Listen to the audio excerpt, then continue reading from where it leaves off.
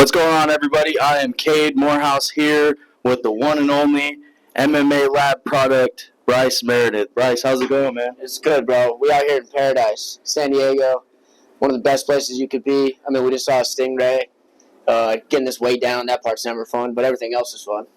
How are you enjoying San Diego? Have you done anything fun? What have you been able to do since you got here? Yeah, we haven't done much. We went on a bike ride this morning, jumped in the ocean. The Pacific's always pretty cold, so that was fun. We just shot some stuff, went on a bike ride. I got a workout in already. I got like 4 pounds off earlier, and then I'll do more tonight and stuff. So I'm trying to break it up a little bit, do something a little different than last time. Most of the time you do it all just that night before or whatever, and it just, I don't know, it kind of zaps you, and then you can't fall asleep or nothing. So just trying different things, seeing how that goes.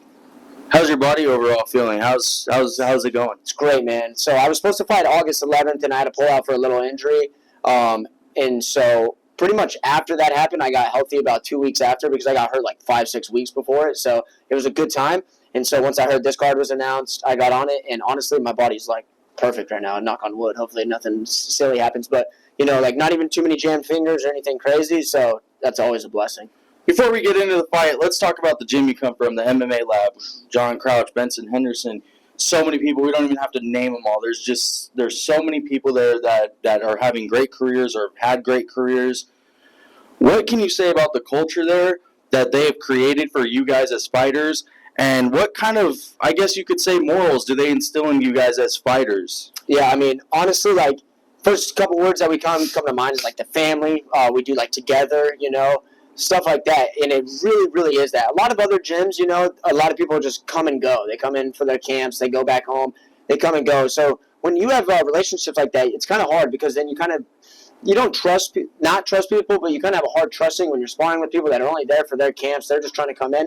And with us at the lab, it's the exact opposite. Everybody that trains there is pretty much there full time.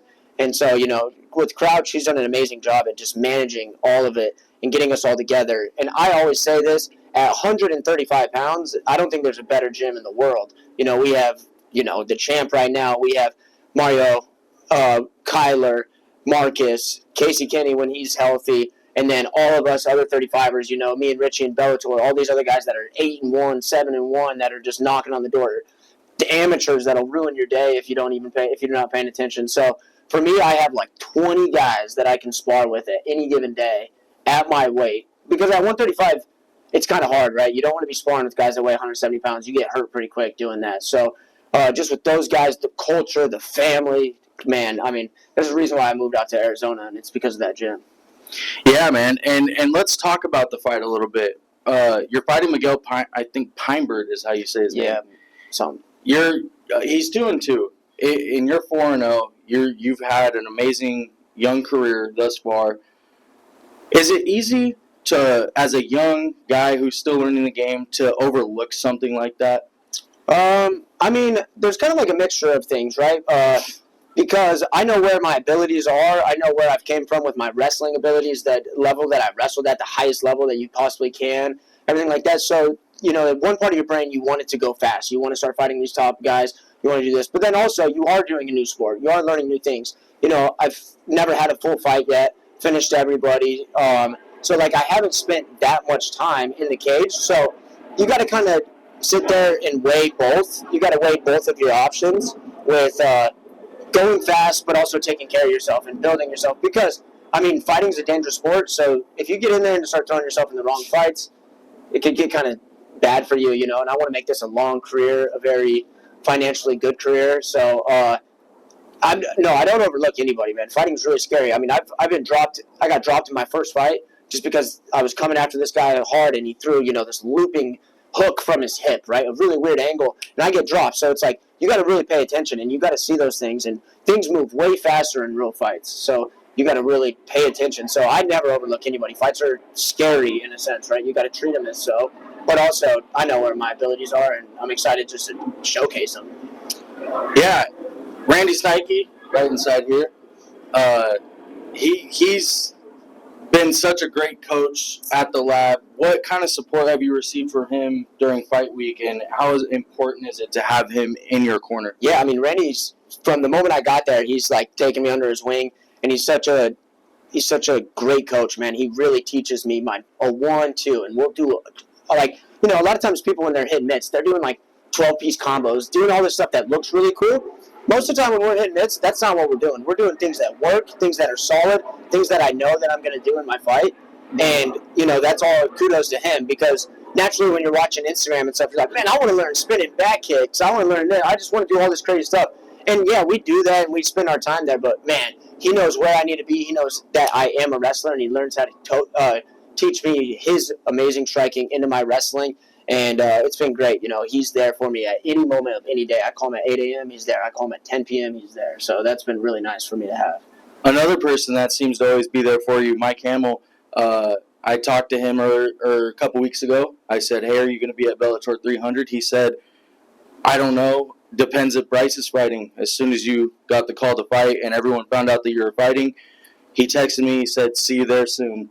And it seems that he is in your corner every step of the way, and no matter how much you guys joke around or anything, that you guys have a pretty special bond. Can you explain what he means to you? Yeah, man, he's my brother. You know what I mean? He really is, and I mean that in that sense too.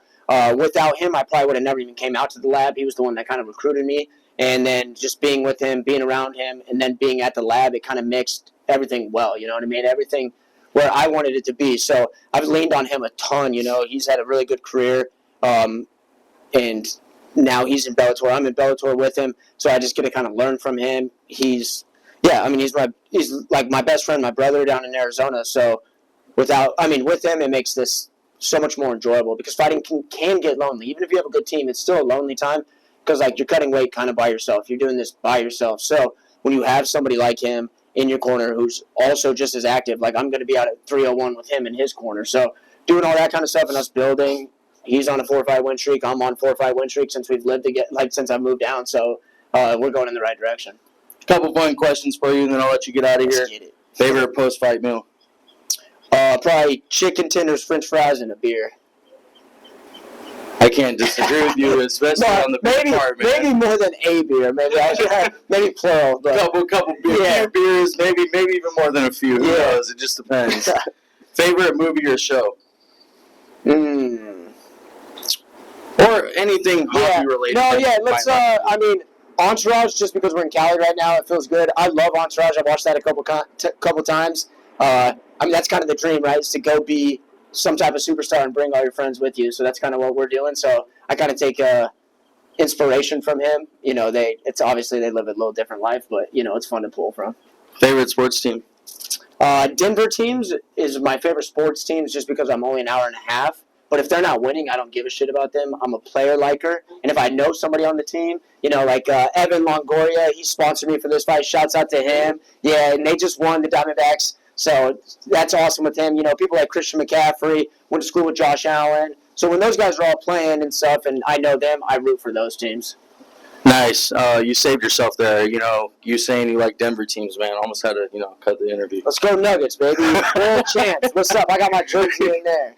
It's all about them LA teams, man. But it's okay. And I'm a Raider fan, so I can't be. I do like the Raiders, which is weird. And I know you're not supposed to because they're the, you know what I mean? That's the rival. But I've always very much enjoyed the Raiders and their culture and the black and the silver. So I'm a little weird with that, but I like both of them.